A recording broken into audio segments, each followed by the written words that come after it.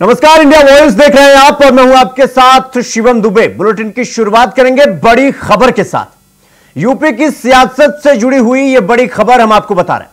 उपचुनाव को लेकर दावेदारी का दौर अब तेज हो गया है।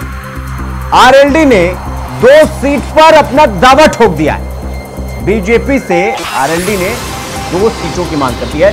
सूत्रों के हवाले से यह खबर हम आप तक पहुंचा रहे हैं, आपको बता रहे हैं। उपचुनाव में आरएलडी ने बीजेपी से 2 सीटों की मांग कर दी।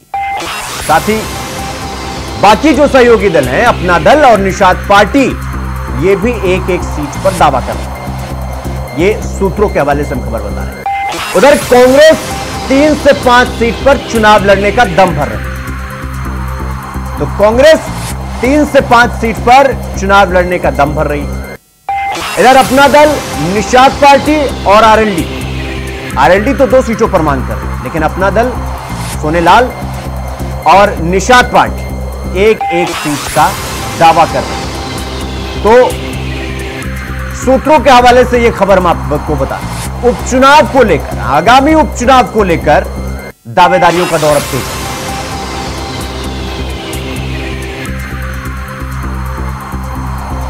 तो आपको बताते हैं कि इन सीटों पर चुनाव है। किन किन सीटों पर चुनाव है? फूलपुर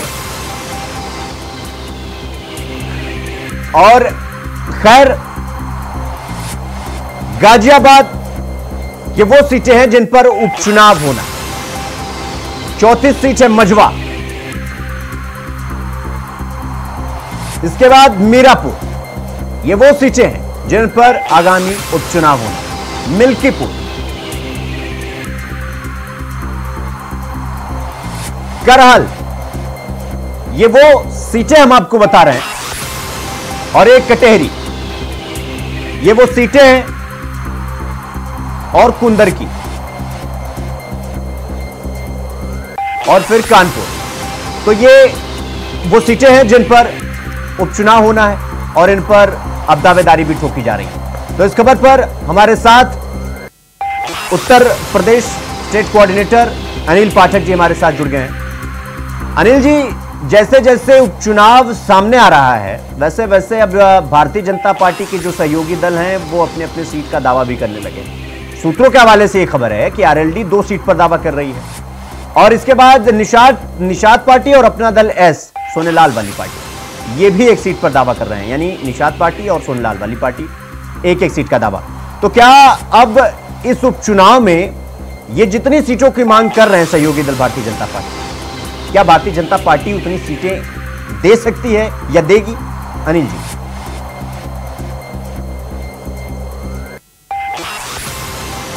भले नहीं घोषित है, लेकिन अंदर खाने में जो है वो फियाफत बड़ी गर्म चल रही है। एनडीए के सामने जो घटक दल हैं, भारतीय जनता पार्टी के सामने जो है अपने सहयोगी दलों से बैलेंस बनाने की चुनौती है। तो वहीं सपा और कांग्रेस में भी जो है वो खटपट की आवाज सुनाई पड़ सकती है। अगर हम भारतीय जनता पार्टी की करें तो उत्तर प्रदेश में इनके सहयोगी हैं, निषाद पार्टी है, राष्ट्रीय लोक दल है, अपना दल सोनेलाल है, सुभाषपा है, सोहेल देव भारतीय समाज पार्टी। लेकिन इसमें से 3 पार्टियां हैं जो ये कह रही हैं कि हमको भी बाय इलेक्शन में हिस्सेदारी चाहिए। रालोद जो है, राष्ट्रीय लोकदल, वो सर्वाधिक 2 सीट मांग रही है। निषाद पार्टी भी 1 मांग रही है और अपना दल सोनेलाल की तरफ से भी 1 सीट पर दावा किया जा रहा है। कुल 10 सीटें हैं शुभम जी। एक कानपुर की आर्यनगर सीट है जहां पे समाजवादी पार्टी के विधायक हैं इरफान सोलंकी, उनको सजा हो चुकी है।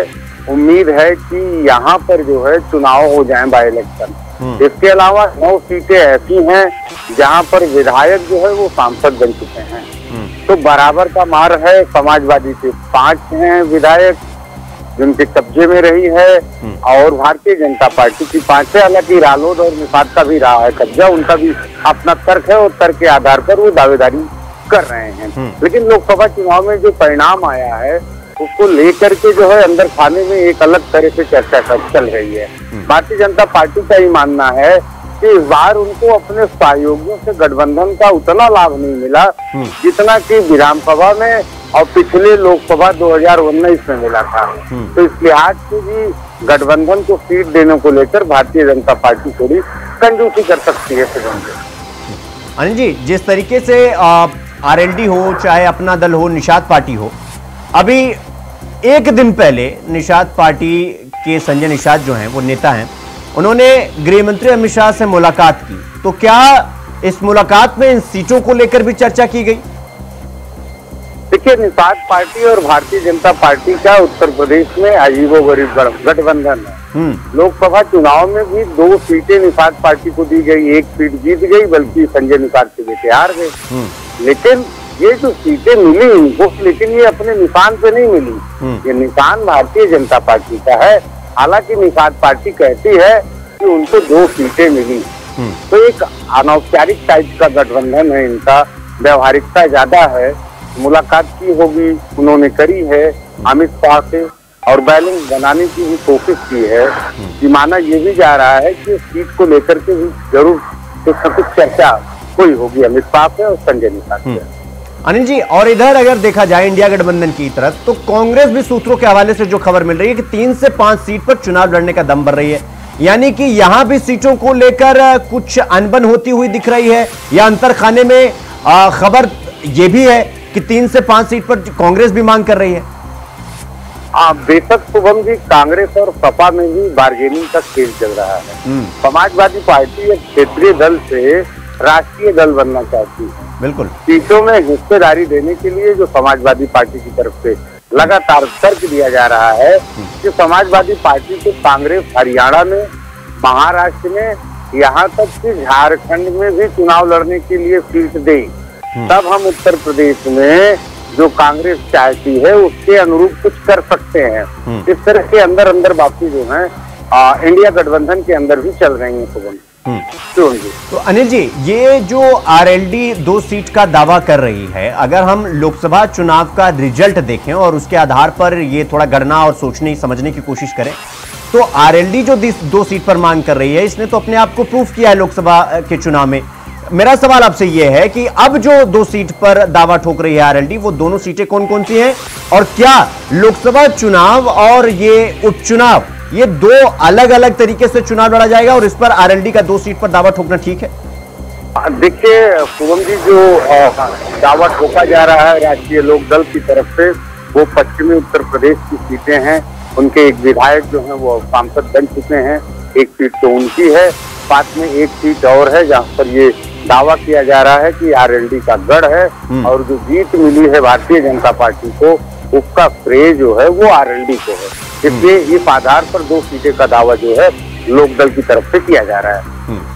अनिल जी, ये जो आरएलडी है या अपना दल है या निषाद पार्टी है, क्या इनकी मांगों को भारतीय जनता पार्टी को मानना इनकी मजबूरी है, मजबूती है, या क्या है, या समय की मांग है? और क्या भारतीय जनता पार्टी देने के मूड में है, या देने की सिचुएशन में है, या दे सकती है?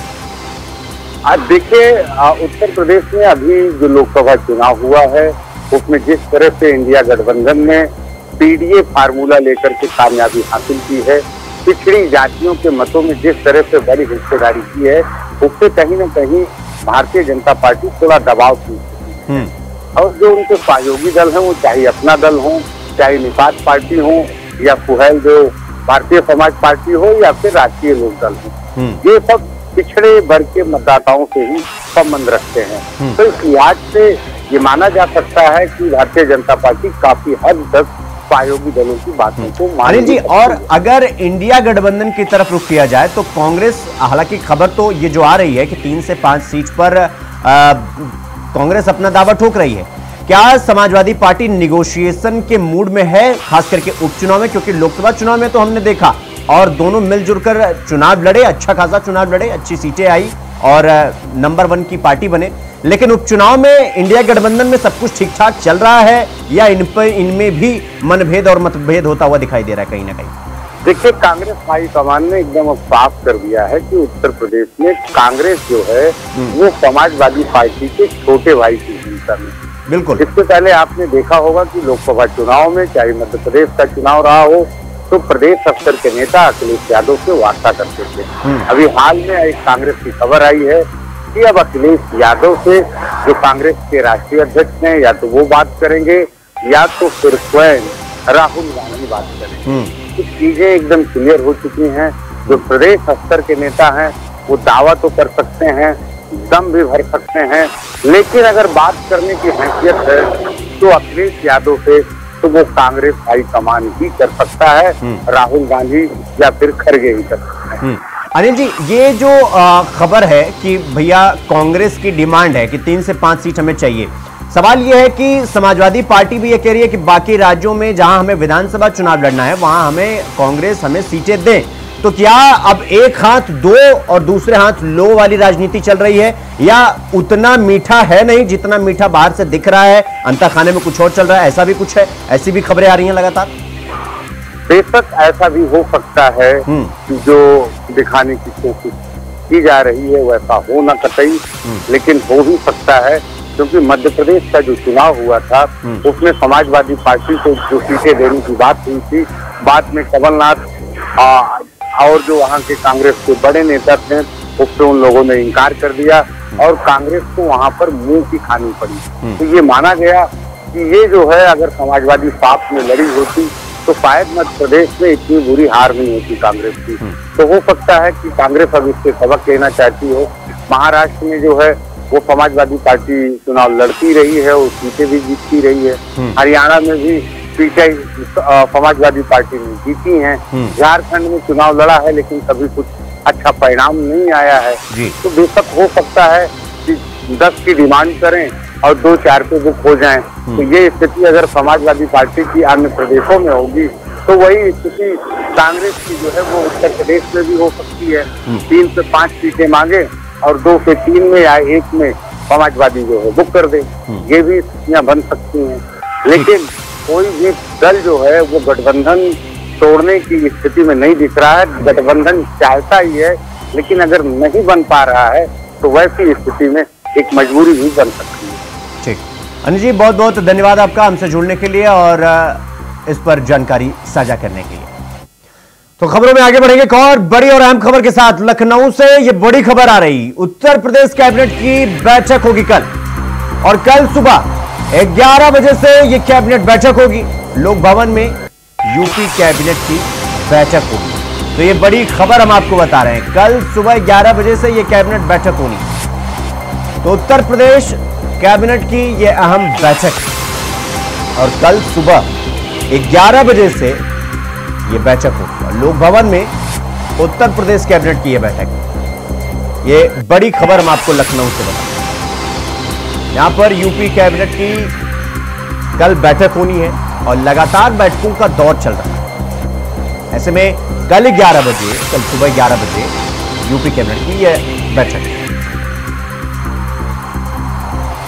इस खबर पर हमारे साथ हमारे सहयोगी मोहम्मद आसिफ हमारे साथ लखनऊ से जुड़ गए हैं। आसिफ, कल जो उत्तर प्रदेश कैबिनेट की यह बैठक है, कितने बजे से बैठक है और इस बैठक में क्या कुछ होने जा रहा है, क्या कुछ बाहर निकल कर आएगा इस बैठक से? आसिफ जी बिल्कुल शिवम, कल यूपी सीएम योगी आदित्यनाथ सुबह 11 बजे कैबिनेट की बैठक लेंगे और इस कैबिनेट में सभी मंत्री मौजूद रहेंगे उनके, और इस बैठक में जो है सूत्रों का दावा है कि कई अहम फैसले भी UP CM Yogi Adityanath cabinet की बैठक में ले सकते हैं। मसलन जिस तरह से कानून व्यवस्था और विकास के मुद्दे को लेकर यूपी सीएम योगी आदित्यनाथ लगातार एक्टिव मोड में रहते हैं। लोकसभा चुनाव के बाद जिस तरह से UP CM Yogi Adityanath action mode में आए हैं, चाहे विकास के मुद्दों को लेकर हो या फिर कानून व्यवस्था को लेकर। अगर बात करें विकास के मुद्दे पर, तो विकास के मुद्दे में फेल होने पर कई आईएएस अफसरों का ट्रांसफर भी यूपी सीएम योगी आदित्यनाथ ने कर दिया है और साथ ही साथ 16 से अधिक जो आईपीएस अफसर है, सीनियर आईपीएस अफसर हैं, उन्हें कर दिया है। और ये बता दें तो यूपी सीएम योगी आदित्यनाथ लोकसभा चुनाव के दौरान जिस तरह से चुनाव प्रचार कर रहे थे और उन्हें फीडबैक मिला हुआ था, जनता से उन्होंने डायरेक्ट बात की थी कि क्या क्या समस्याएं हैं और इन समस्याओं को दूर करने के लिए यूपी सीएम योगी आदित्यनाथ इससे पहले भी बैठक अधिकारियों के साथ कर चुके हैं। लेकिन कल जो कैबिनेट की बैठक होनी है वह काफी अहम मानी जा रही। कैबिनेट की बैठक में किसानों से संबंधित मुद्दों पर चर्चा होगी और उनके लिए एक तोहफा भी मिल सकता है। और साथ ही साथ जिस तरह से जो विकास के जो अधूरे काम है उसको लेकर भी मंथन किया जाएगा यूपी सीएम योगी आदित्यनाथ की तरफ से। और साथ ही साथ कैबिनेट की बैठक में फीडबैक भी मंत्रियों से यूपी सीएम योगी आदित्यनाथ लेंगे। जी सीएम आसिफ, जिस तरीके से लोकसभा चुनाव के परिणाम के बाद लगातार बैठकों का दौर हमने देखा, एक के बाद एक बैठक, एक के बाद एक बैठक, एक के बाद एक घोषणाएं, लेकिन ये जो कैबिनेट बैठक है, ये जो कल होने वाली है सुबह 11 बजे, अगर इसमें कहा जाए चाहे कानून व्यवस्था को लेकर, किसानों को लेकर जो भी बताया जा रहा है कि जो भी खबरें आ रही हैं कि इसमें चर्चा हो सकती है, एक तो इस बैठक में कौन कौन शामिल होने जा रहा है, इसको लेकर आपके पास क्या जानकारी, और दूसरा इस बैठक की 5 बड़े डिसीजन क्या हो सकते हैं, अगर मैं आपसे जानना चाहूंगा से। जी बिल्कुल शिवम, अगर बात करें कैबिनेट की बैठक में शामिल होने वाले मंत्रियों की, तो पिछली दफा भी यूपी सीएम योगी आदित्यनाथ ने एक बैठक बुलाई थी जिसमें डिप्टी सीएम केशव प्रसाद मौर्य और ब्रजेश पाठक नहीं पहुंचे थे, जिसको लेकर चर्चाओं का बाजार गर्म रहा। क्योंकि लोकसभा चुनाव के बाद यूपी सीएम योगी आदित्यनाथ ने एक अहम बैठक अपने मंत्रियों के साथ बुलाई थी, लेकिन इस बैठक के बारे में सूत्रों का दावा है कि इस बार डिप्टी सीएम, दोनों डिप्टी सीएम के साथ साथ जो भी कैबिनेट के मंत्री हो, चाहे संजय निषाद हो या फिर ओम प्रकाश राजभर हो या फिर अन्य मंत्री, सभी शामिल होंगे और सुबह 11 बजे तयशुदा कार्यक्रम के तहत वह लोक भवन में मौजूद रहेंगे। और इस बैठक के अगर बात करें, बैठक में क्या अहम रहेगा, तो अहम बातें यह है कि कानून व्यवस्था को लेकर लगातार विपक्ष सवाल खड़ा कर रहा है, इस पर भी चर्चा हो सकती है। पेपर लीक मामले को लेकर लगातार विपक्ष हमलावर हो रहा है सरकार के ऊपर, इस पर भी एक मंथन किया जा सकता है। और साथ ही साथ जिस तरह से नौकरियां का पद भरा जाना है, क्योंकि यूपी सीएम योगी आदित्यनाथ के लिए एक बड़ी चुनौती भी बन चुकी थी लोकसभा चुनाव के दौरान। ठीक है आसिफ, बहुत बहुत धन्यवाद आपका हमसे जुड़ने के लिए और इस खबर पर जानकारी हमारे साथ साझा करने के लिए।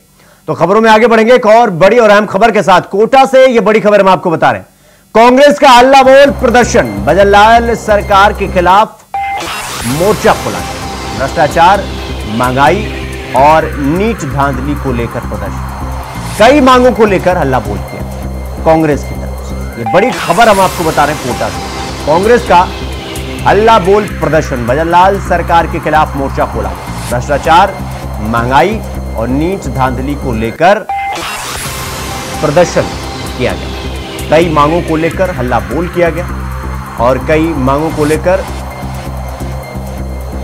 सरकार को, भजनलाल सरकार को घेरने की कोशिश की। भ्रष्टाचार, महंगाई और नीट पेपर लीक के मामले में जो धांधली हुई है उसको लेकर कांग्रेस की तरफ से प्रदर्शन किया। तो ये बड़ी खबर हम आपको बता रहे हैं राजस्थान कोटा से। यहां पर कोटा में कांग्रेस कार्यकर्ताओं की तरफ से प्रदर्शन किया गया है और कांग्रेस का यह हल्ला बोल प्रदर्शन सामने आया।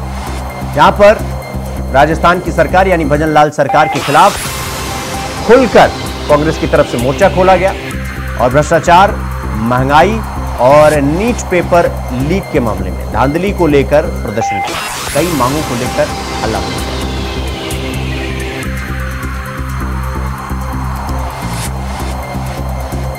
इस खबर पर हमारे साथ हमारे सहयोगी प्रणय विजय हमारे साथ कोटा से जुड़ गए हैं।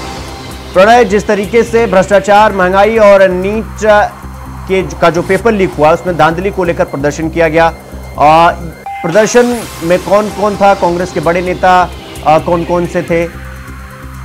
देखिए, कोटा में एक बड़ा ये बवाल हो गया है एक्चुअली में, जो अगर कहा जाए तो महंगाई और भ्रष्टाचार को लेकर कोटा का जंगी प्रदर्शन रहा है कांग्रेस का। कांग्रेस के जो प्रदेश अध्यक्ष गोविंद सिंह चौटाला, नेता प्रतिपक्ष टीकाराम जूली और इस क्षेत्र के करीब 6 विधायक यहाँ पर शामिल थे। कोटा बुंदी लोकसभा क्षेत्र से जो चुनाव लड़े थे प्रहलाद गुंजल, वो भी थे। तो इसमें महंगाई और भ्रष्टाचार के लिए लोगों को बुलाया गया, आह्वान किया गया और दूर दूर से पूरे कोटा संभाग से लोग यहाँ पर आए और सैकड़ों की तादाद में जब वो ज्ञापन देने के लिए कलेक्टर के पास जा रहे थे तो अनियंत्रित संख्या उनकी होने की वजह से वाटर कैनन का उन पर प्रयोग किया गया, बल प्रयोग किया गया, हल्का बल प्रयोग किया गया और इस तरीके से भीड़ को तितर करने का काम किया गया। पर कुल मिलाकर संदेश ये जा रहा है कि जिस तरीके से डोटासरा ने कहा है कि राजस्थान में वसुंधरा राजे के बयान और प्रधानमंत्री के बीच में जो कड़वाहट है वो कोई न कोई रंग राजस्थान में दिखाएगी, और साथ में उन्होंने कांग्रेस की भरसक भाजपा की भरसक निंदा की है, मोदी की नीतियों की निंदा की है, और प्रदेश जो सरकार है उसको कटघरे में खड़ा किया है कि नीट पेपर लीक हुआ है, उसके अलावा राजस्थान में 1-2 पेपर और लीक हुए हैं, तो उनको लेकर उन्होंने सीधा सीधा निशाना साधा है और इस नीट एग्जाम को कैंसिल करने की मांग की है। साथ में ऊर्जा मंत्री कोटा से आते हैं, वो कोटा हीरालाल नागर राजस्थान के ऊर्जा मंत्री हैं, तो कोटा संभाग में बिजली की अघोषित कटौती, और यहाँ पर एक KDL कंपनी है जिसके जो बिल है वो तादाद में इतनी ज्यादा संख्या में आ रहे हैं, रेट्स जो आ रही है लोगों के हजारों रुपए ज्यादा बढ़ के आ रहे हैं, तो ऊर्जा मंत्री को भी घेरने का प्रयास किया है उन्होंने। साथ में शिक्षा मंत्री मदन दिलावर ने एक बयान दिया था कल कि आदिवासियों को अपने DNA की जांच करा लेनी चाहिए, परसों दिया था, और उनके बाप क्या हैं, कौन है, तो उसको लेकर भी उन्होंने उन्हें घेरा है। मदन दिलावर भी कोटा से ही आते हैं, वो शिक्षा मंत्री हैं राजस्थान के, तो उनको भी घेरा है, और खास करके डोटासरा ने सारा हमला मदन दिलावर पर बोला है और उन्हें विक्षिप्त भी कहा है एक तरीके से कि उनका दिमागी संतुलन थोड़ा सा खराब हो गया है। तो प्रणय, जिस तरीके से भ्रष्टाचार को लेकर और कोटा में नीट पेपर को लेकर एक तरीके से भजनलाल सरकार को पूरी तरीके से यानी बाउंड्री वॉल बनाकर चारों तरफ से घेरने की कोशिश की गई, पूरी तरीके से कोशिश की गई। साथ में राजस्थान में 5 सीटों पर उपचुनाव भी होने वाले हैं। अभी आप देख सकते हैं कि राजस्थान में जो 11 सीटें कांग्रेस ने जीती हैं सही है, तो वो जोश डोटासरा के अंदर था, प्रदेशाध्यक्ष के अंदर था, कि उस जोश की वजह से कांग्रेस में उत्साहित है और पूरी तरीके से राजस्थान सरकार को घेरने के लिए तत्पर दिखाई देती है। और साथ में जो ठीक है प्रणय, बहुत बहुत धन्यवाद आपका हमसे जुड़ने के लिए और जानकारी हमारे साथ साझा करने के लिए। खबरों में आगे बढ़ेंगे। बक्सर में जिले भर के विद्युत विभाग के कर्मचारी सारीमपुर में विभागीय शोषण के खिलाफ आवाज बुलंद की, जहां बैठक का संचालन मानव बल के जिलाध्यक्ष मोहम्मद असलम इराक ने की। उन्होंने कहा कि यदि हम लोगों की मांग पर कोई ठोस निर्णय नहीं लेते हैं तो हम सभी अनिश्चितकालीन हड़ताल पर चले जाएंगे। उन्होंने कहा कि पूरे बिहार में विद्युत विभाग के द्वारा कर्मचारियों का शोषण किया जा रहा है, जबकि हम सभी 24 घंटा पूरे महीने काम करते हैं, लेकिन विभाग के द्वारा हमें 26 दिन का ही वेतन दिया जाता है और इसलिए जिले भर के कर्मचारी एकत्रित हुए हैं। अपने अधिकारों के लिए हम सभी एक होकर सरकार का विरोध करेंगे और अगर सरकार हम सभी की मांग नहीं मानती तो हम सभी अनिश्चितकालीन हड़ताल पर चले जाएंगे। हम अपना हक लेकर रहेंगे। आंदोलन का वजह ये है सर, वजह ये है कि हम लोग विद्युत मानव बल में मानव बल के पद पे कार्यरत हैं और बक्सर में हम लोग जो है कार्य करते हैं, बक्सर डिवीजन के अंडर में काम करते हैं। और हमारे एक सुनील जी जो हैं मानव बल थे, वो कुछ अस्वस्थ चलते थे मुरार के, वो अपने जगह पे अपने भाई से काम लेते थे, काम करते थे, विभाग का ही अपने जगह पे दे दिए थे जब तक अस्वस्थ थे। जब वो ठीक हो गए तो कार्य करने गए हैं तो इनको बीमारित होने का लेटर दे दिया गया है कि आपको विभाग से निकाल दिया गया। यह लेटर जो है 14/5 को रिलीज हुआ है और इनको 17 तारीख को रिसीव कराया गया है। घर में बुला करके ये पढ़े भी नहीं है और लेटर रिसीव कर लिए। तो वहीं अमेठी में स्वाट टीम और गौरीगंज कोतवाली पुलिस को बड़ी सफलता मिली है, जहां टीम ने 7 चोरों के बाइक के साथ उनको गिरफ्तार किया है। आपको बता दें कि रायपुर, रायबरेली, प्रतापगढ़, अमेठी जैसे कई जिलों में ये बाइक चोरी की घटना को अंजाम देते थे। बताया यह भी जा रहा है कि पहले से ही शातिर चोर के ऊपर आधा दर्जन से ही अधिक मुकदमे दर्ज है। पुलिस आगे की कार्रवाई में फिलहाल जुटी हुई है। टीम द्वारा प्रातः 3:30 बजे टेकरिया के पास से एक शातिर वाहन चोर को गिरफ्तार किया गया है। इसका नाम अनूप तिवारी है और थाना गोरीगंज क्षेत्र का ही रहने वाला है। इसके पास से कुल 7 चोरी की बैग बरामद हुई हैं, जिनमें से 2 बैग इसके द्वारा जनपद रायबरेली से चोरी की गई थी, 2 बैग प्रतापगढ़ से। शेष 3 बैग का हम लोग ट्रेस करने का प्रयास कर रहे हैं। ये शातिर अपराधी है, इसके ऊपर पूर्व में ही 6 अभियोग पंजीकृत हैं।